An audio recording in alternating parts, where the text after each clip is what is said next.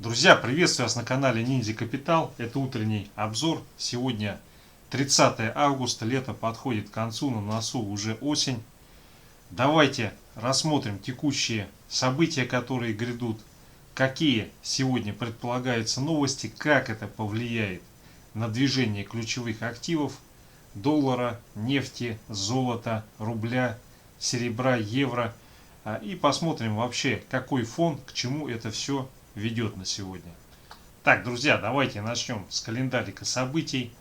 Так, но Япония нас особо не интересует, хотя по ней вышли положительные данные по объему розничных продаж. Нас интересует то, что сегодня будет во второй половине дня. В начале в 3 часа это индекс потребительских цен в Германии. Это, в общем-то, ключевой показатель, по которому ЕЦБ мониторит, что и как делать евро. И, соответственно, это влияет на то, какой курс евро к доллару. Далее в 5 часов индекс незавершенных продаж на рынке недвижимости США. Но на текущий момент такова ситуация в экономике американской и мировой, что, скорее всего, здесь, если не будет совсем уж негатива, существенной волатильности или просадок это не должно вызвать. Так, далее 6 часов выступления представителей ЕЦБ, это опять же для евро влияние. Так, и дальше уже под ночь, когда площадки закрываются, данные по ВВП России. Так, давайте пробежимся по новостям, по российским новостям, по американским новостям. Смотрите, вот то, что касается текущей ситуации, растет просрочка по потребительским кредитам. То есть это говорит о том, что, наверное, есть определенное напряжение в российской экономике. Так, вот такой интересный момент. Ученый оценил идею экспорта водорода в Европу из России по ГТС. Ученый сказал, что идея контрпродуктивна, так как повлечет огромные затраты на замены существующих трубопроводов. Я об этом говорил еще с самого начала, когда эта идея только-только начинала витать в воздухе, что это абсолютно экономически нецелесообразно. Это связано с особенностью водорода, очень маленькая молекула. Она всюду проникает, вытаскивает углерод из стали, даже из легированной. И поэтому для того, чтобы конструкции не разрушались, для экспорта водорода, соответственно, нужна хорошая, качественная, легированная, даже высоколегированная сталь. Из нее делают трубы. Соответственно, такой трубопровод он будет стоить баснословных денег. Есть, конечно, альтернативные пути решения. Это, в частности, бодяжить водород метаном, или там метаном, каким-то природным газом. Но на самом деле эти решения, они носят временный промежуточный характер, и они не являются полномасштабным решением по транспортировке водорода. Здесь наиболее вероятный способ транспортировки водорода, который будет применяться во всем мире, это, конечно же, транспортировка с использованием танкеров. Так, друзья, события, которые происходили на рынке нефти последние недели, а также то, что в нефти начали падать лонги у американских спекулянтов, указывает на то, что рост по нефти он вполне логично будет буксовать, и, возможно, даже будут периодически возникать такие вот существенные откаты. Но возникло подспорье, если это, конечно, так можно назвать. Я обращал неоднократно внимание, что сезон ураганов может быть вполне горячим в Соединенных Штатах. А ураганы в Соединенных Штатах, они очень часто связаны с добычей нефти и с нефтяной инфраструктурой. Соответственно, возник новый ураган Ида, он очень активно развивается и уже идет в направлении Мексиканского залива и нефтяных вышек. Таким образом, прочертили его путь, соответственно, движение его, во-первых, к побережью, на побережье Соединенных Штатов и по Мексиканскому заливу, оно ведет к тому, что создается угроза для нефтяной инфраструктуры, падает добыча. И пожалуйста, фактор, который в самое ближайшее время будет очень хорошо, очень мощно поддерживать нефть. И, соответственно, возникают прогнозы, что этот сезон ураганов, он может существенно оказать влияние на добычу нефти. И как следствие мы увидим поддержку и даже рост цен на нефть. Так, друзья, интересная такая тема, что по сути не являются ли полупроводники так называемой новой нефтью. Но мне кажется, здесь нужно четко и ясно определиться, что такое полупроводники и как вообще их можно соотносить с так называемой новой нефтью. Так, но здесь на самом деле все зависит от того, какую принимать точку отчета. Если энергетический аспект, то нефть и полупроводники, они, можно сказать, практически никак не пересекаются, потому что нефть используется для сжигания и для получения энергии, полупроводники для этого не используются. Но не считая, конечно, кремниевых пластин, из которых делают солнечные батареи, которые позволяют трансформировать солнечную энергию в электрическую энергию. Но смотрите, здесь какой момент очень интересный возникает. На самом деле утверждение, что полупроводники новая нефть, это не совсем справедливо. Почему? Нефть это то, что используется в основном на текущий момент для получения энергии, для сжигания. Есть еще значительный сегмент нефтехимии, который, скорее всего, в ближайшее время и даже в среднесрочной перспективе никуда не денется. Нефть будет использоваться как материал для получения полимеров, решения различных вопросов, получения поверхностно-активных веществ и так далее. Но для того, чтобы добывать нефть, нужны месторождения нефти. В крайнем случае нужны месторождения угля, потому что там, где месторождение угля, там есть сланцевая нефть. Кроме того, из угля путем конверсии можно получать природный газ, метан, этан и нефть. А то, что касается полупроводников, вот если мы рассматриваем то, что является типичным полупроводником, что есть везде и без чего никуда и никак, это кремний. Кремний это 45-47% земной коры. Он есть абсолютно везде. Песок на реке это кремний. Камни, гранит, базальт, там тоже полно кремния. То есть кремний он есть везде. И поэтому добывать кремний нету никакой проблемы, ни малейшей. Соответственно, все ключевые полупроводники, они делаются из кремния. Да, есть там светодиоды, есть различные разработки определенных полупроводниковых систем, солнечных элементов, которые в основе имеют другие элементы, которые позволяют получать полупроводники, там галлий, индий и так далее. Но это пока не особо распространено. Ключевой элемент, более 90-95%, это, конечно же, кремний. Кремний можно получать где угодно. Вот где вам заблагорассудится, там вы можете кремний получить.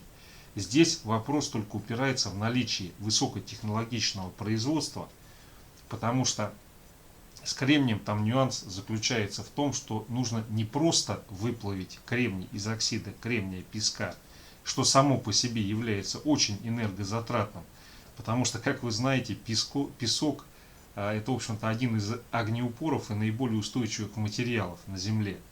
Вот. Помимо того, чтобы получить этот кремний, самая главная задача и проблема высокотехнологическая – это получение высокочистого кремния, потому что для полупроводников нужен именно высокочистый кремний. Поэтому то, что они называют новой нефтью полупроводники, это не месторождение чего-то, это высокие технологии плюс энергия. Энергия позволяет выплавлять в достаточном количестве, потом перерабатывать, очищать. И, соответственно, высокие технологии, они позволяют получать очищенный кремний и потом, собственно говоря, получать микросхемы. Потому что мало того, что получить кремний, нужно владеть технологиями, которые позволят создавать микросхемы из этих кремниевых пластин.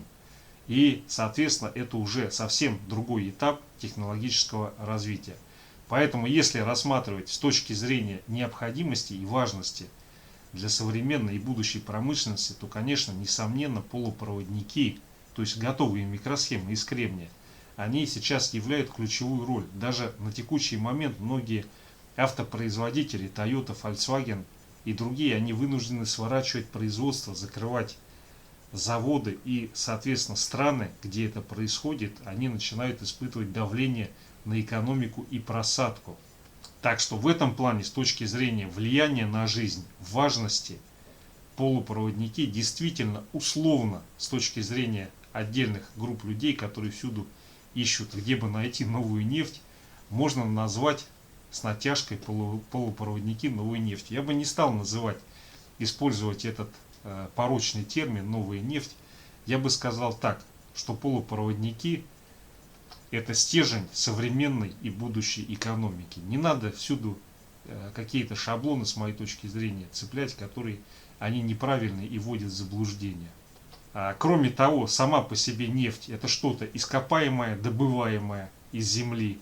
А в данном случае и в данной коннотации полупроводники – это вообще не ископаемое. Это высокотехнологическая продукция, которая производится с использованием самых последних достижений технологического уклада.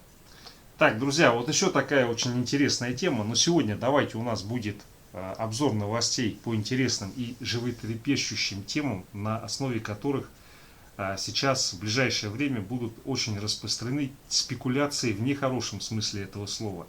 Nuclear will play a vital role in the global energy transition. То есть ядерная электроэнергия будет играть ключевую роль в будущей энергетике. Но смотрите, если все зависит от того, что подразумевать под ядерной энергетикой. Если подразумевать деление тяжелых элементов, урана, плутония и так далее, то такая ядерная энергетика не будет играть никакой существенной роли. Она не играла существенную роль и не будет играть. Да, были страны, где достаточно высокий процент энергетического баланса, по-моему, даже до 50% доходил от использования источников ядерной энергии, например, Франция. Но проблема ядерной энергетики, ядерной, не термоядерной, которая получается в результате синтеза ядерного, то здесь речь идет именно, я так понимаю, о ядерной обычной энергии, которая, соответственно, она используется в атомных электростанциях текущих. Здесь есть два момента. Во-первых, надо получить ядерное топливо, это уран, объединенный уран 235, то есть который он размешан. То есть берут природный уран, там повышают концентрацию 235 урана, и, соответственно, то есть получается уран, который не 235 с точки зрения 235, он бедный 235, но он является обогащенным, и он может использоваться в качестве ядерного топлива для формирования твеллов, нагревающих элементов и получения ядерной энергетики. Здесь есть две проблемы. Первая проблема – это добыча урана, очистка урана, получение урана 235, где высокая концентрация. Это достаточно сложная технологическая задача, дорогостоящая. Потом надо, соответственно, владеть технологиями по строительству и поддержанию ядерных электростанций. И потом, что самое главное, самое неприятное, самое болезненное, их надо периодически утилизировать, так называемые твеллы. То есть вот эти радиоактивные вещества, нагревательные элементы, с ними надо что-то делать. И это целая экологическая проблема. В совокупности, если посчитать энергетический баланс, экологический дисбаланс, то получается по многим, по различным оценкам, что ядерная энергетика, она не то, что подходит для человечества. То есть она по совокупности негатива, который вызывает, в том числе экологического, она не может состязаться с ископаемыми источниками энергии. Потому что если бы это было не так, уже давно кругом бы стояли атомные электростанции, и автомобили ездили бы на маленьких атомных реакторах или на маленьких так называемых атомных батарейках, которые построены на термопарах. Но поскольку такого нету, и судя по тому, как человечество в настоящее время обеспокоено экологией, то, скорее всего, с моей точки зрения, век ядерной энергетики, он близится к закату. Но, с другой стороны, открывается масса возможностей для вложений и для достижения результатов термоядерной энергетики и получения управляемого термоядерного синтеза. Я думаю, через какое-то время этот вопрос будет обязательно решен. Скорее всего, даже это произойдет в ближайшие 30-40 лет. Так, друзья, давайте перейдем теперь к западным средствам массовой информации и посмотрим, что тут у нас, какие есть новостные повестки. Так, ну вот, видите ли, в пятницу стоило наступить временному облегчению после речи Пауэлла, хотя с моей точки зрения это облегчение, оно в общем-то непонятно на чем основано, как уже сразу пошли аналитические материалы о том, что потоки капитала не подтверждают, что рынки насытились и начнут падать. Так, ну давайте с вами пробежимся еще по индикаторам того, что на самом деле происходит с экономикой США, так называемые высокочастотные индикаторы, которые указывают на то, что на самом деле есть определенные тренды, на которые, возможно, пока что никто пристального внимания не обратил. Так, ну это, во-первых, то, что касается авиаперелетов. Как видите, из графика авиаперелеты начинают проседать. Конечно, здесь подходит к концу летний сезон, но и те процессы, которые происходят в распространении ковида, новые штаммы, а также то, что экономика немножко начинает буксовать, это, в общем-то, является дополнительным подтверждением того, что, наверное, все-таки не так благополучно происходит восстановление американской экономики, как это видит ФРС. Так, далее то, что касается ресторанов. Здесь тоже идет пробуксовка. Но, соответственно, если все хорошо, все растет, то должны расти и посещения ресторанов. Здесь еще другой очень важный фактор. Америка — это целиком сфера услуг. Если то, что касается сферы услуг, не цветет пышным цветом, то, соответственно, это создает риски для многих других отраслей американской экономики. Так, ну вот еще то, что связано с занятостью отелей. Здесь тоже индикатор говорит о том, что как бы не все так благополучно, как хотелось бы. Ну и, собственно говоря, количество вакансий незакрытых, которые проблематично закрыть, а также тот фактор, что люди совершенно не торопятся возвращаться в офисы. Ну и, соответственно, всплески новой волны коронавируса, они с этой тенденцией идут рука об руку. Здесь как бы получается с одной стороны и то, что возник всплеск, появляются основания для того, чтобы не выходить. С другой стороны, сами люди уже за этот год привыкли работать удаленно, и, соответственно, никто особо и не рвется. Был первый момент, порыв, когда там пошел выход активный, это как раз весна текущего года. Но сейчас, видимо, эта тенденция, она пресеклась, и, соответственно, никто особо не торопится с удаленки выходить. Ну, на самом деле, с одной стороны, это прекрасный новый мир, когда все удаленно, все онлайн. С другой стороны, американская экономика, она сильно завязана. Точнее, она вся это и есть сектор услуг. А сектор услуг — это когда люди куда-то ходят, ездят, что-то потребляют и так далее. И очень большой вопрос, что текущая тенденция и, в общем-то, крен, в котором все это развивается, насколько для американской экономики это будет удобоваримо. Потому что пока что, как это все происходит, это больше указывает на то, что будет торможение восстановления и инфляционный шок уже в самое ближайшее время. Так, ну вот пошли самые разные прогнозы об окончании эпохи доллара и так далее и тому подобное. Но смотрите, на самом деле я считаю, что вот эти все рассуждения, они не особо эффективны, потому что какая разница, когда закончится эпоха доллара, вопрос только в том, сколько мы заработаем с доллара или не с доллара. А доллар хоронят уже, по-моему, с 70-х годов, его хоронят и хоронят, а он все еще живее всех живых. Ну вот даже всякие исследования приводят на тему того, сколько существовали там другие империи, которые заставляли всех принимать свои деньги, какой цикл, и, соответственно, когда Америка угаснет, когда Америка пойдет. Так, ну вот уже более жизненное о том, что грядет инфляционный шок, я думаю, вот это как раз та реальная проблема, которая она в ближайшее время, ну просто как чертик из табакерки вылетит и смешает все карты. Так, ну и вот еще всякие диковинные статьи о том, что Афганистан станет концом империи. Я так понимаю, речь идет об англосаксонской или об американской империи. Ну смотрите, есть, конечно, очень много вопросов к тем событиям, которые там происходят. Во-первых, почему это так сделано внезапно, во-вторых, почему столько оставили оружия. И самый главный вопрос, зачем туда было идти и такое количество времени там находиться. Но смотрите, здесь на самом деле я не думаю, что вот эти события, они повлияют существенную роль, сыграют существенную роль, окажут существенное влияние на то, что происходит в мире. Да, конечно, они, несомненно, вызовут резонанс, и очень сильный резонанс. Но здесь проблема заключается в том, что любая проблема, любая сложность, если она создана искусственно, она может привести к самым удручающим последствиям, к самым. Любая, абсолютно любая, ну, там, начиная, не знаю, с того, что гвоздик там куда-то воткнуть и заканчивая тем, что там какую-нибудь красную кнопку нажать. Соответственно, вот сама по себе ситуация в Афганистане, она, с моей точки зрения, ну, никаких критических рисков для мировой политики и мировой экономики, с моей субъективной точки зрения, она не несла.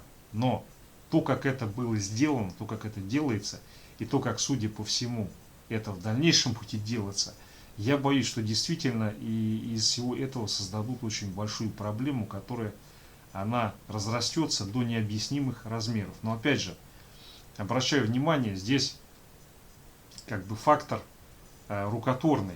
То есть это все прямо вот, что называется, на коленках создается и таким образом разворачивается. Но здесь я бы хотел обратить внимание, что все те проблемы, которые сейчас происходят в экономике и так далее, мировой, в политике, вот эти вот начавшиеся тектонические движения между странами, на самом деле здесь уже как бы проблемы, они есть, движущие силы, они есть. То есть Афганистан сам по себе это может послужить только каким-то событием, инициатором. На самом деле хворост высушен, все готово, все подготовлено. И здесь любое событие, триггер, который запускает процедуру, оно может синициировать ну, какие-то очень серьезные пертурбации, столкновения и так далее. Ну, хорошо, допустим, дай бог там с Афганистаном все успокоится, утрясется, есть еще Тайвань. Тайвань еще не начинали, потому что, как бы, скорее всего, сам Тайвань, он захочет остаться, быть независимым, которым он является, но у крупных соседей это может вызвать непонимание. Вот, поэтому на самом деле таких точек очень много. Та же граница между Индией и Китаем. То есть вот такие места, они все являются источником того, что там может что-то произойти. И поэтому в этом плане Афганистан, с моей точки зрения, это не единственный камень преткновения, который может что-то такое очень нехорошее выпустить. То есть таких точек их много, и вопрос только в том, какую точку возможно использовать для того, чтобы выпустить джина из бутылки.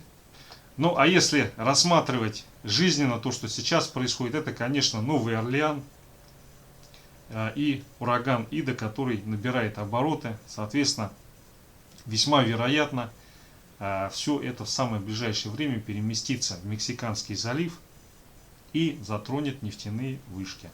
Так, друзья, ну если кратенько смотреть, что происходит на российском рынке, позиции по опционам, ну на самом деле здесь не всегда все бывает так гладко, то действительно на текущую неделю, в четверг, там, в среду, когда экспирация опционов проходит, есть ставка на то, что РТС будет расти свыше 170 тысяч рублей, фьючерс, 170 тысяч, там не рубли, конечно, 170 тысяч, 172 тысячи. По рубль-доллар, соответственно, здесь две ставки.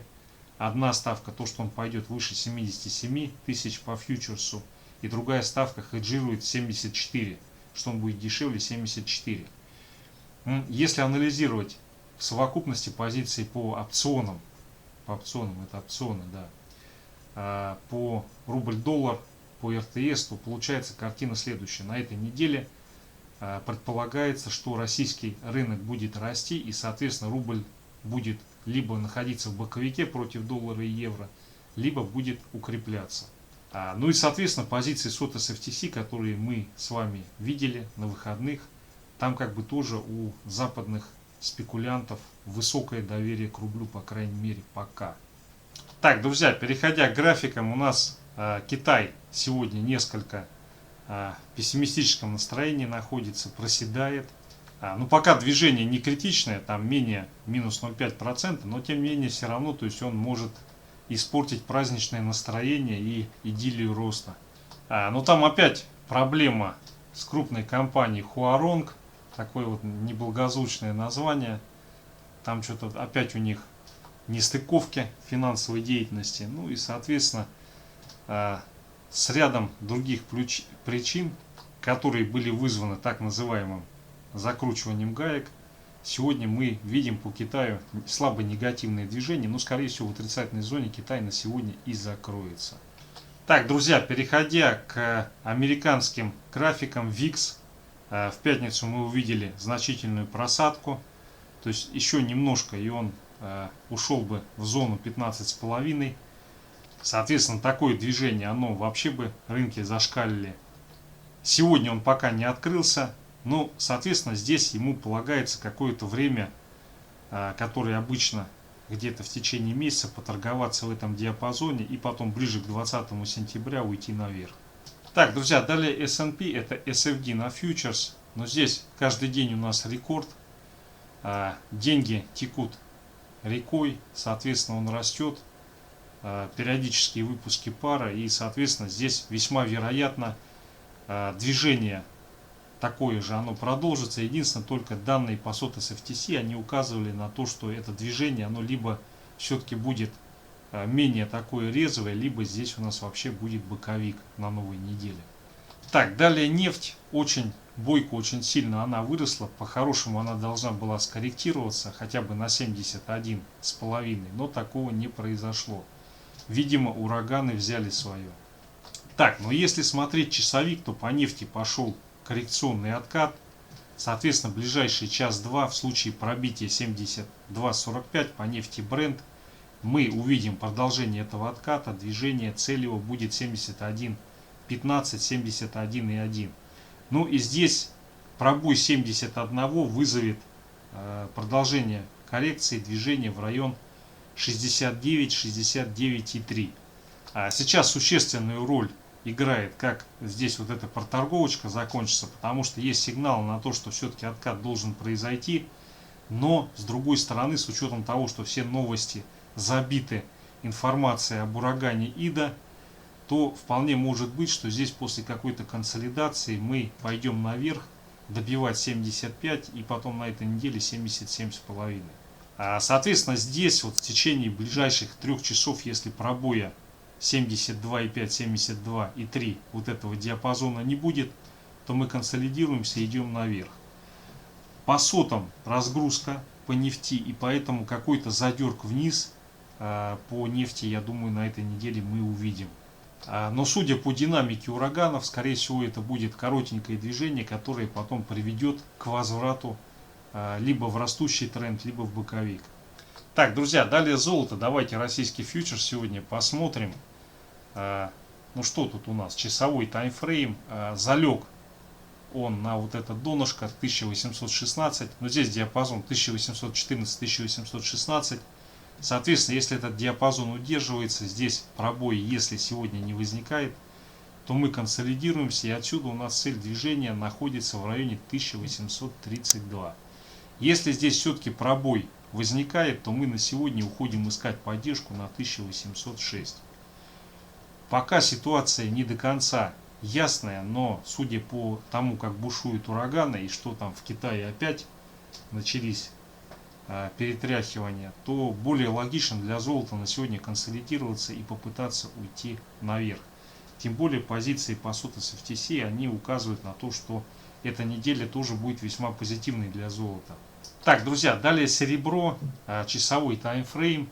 Ну, смотрите, здесь ситуация схожа с золотом. Оно вот сейчас пытается нащупать поддержку на 23.95-23.9, вот в этом диапазоне. Соответственно, если здесь возникает пробой, то мы на сегодня по серебру уходим тестировать 23.7. Если вот этот пробой в ближайшие часы не происходит, мы после проторговочки идем наверх. Цель движения наверху 24.4, 24.5 ближайшая. Так, друзья, далее рубль-доллар, USD Tomorrow, дневочка. Ну, тут определенные уровни пробили, но 73.3 теперь на повестке дня.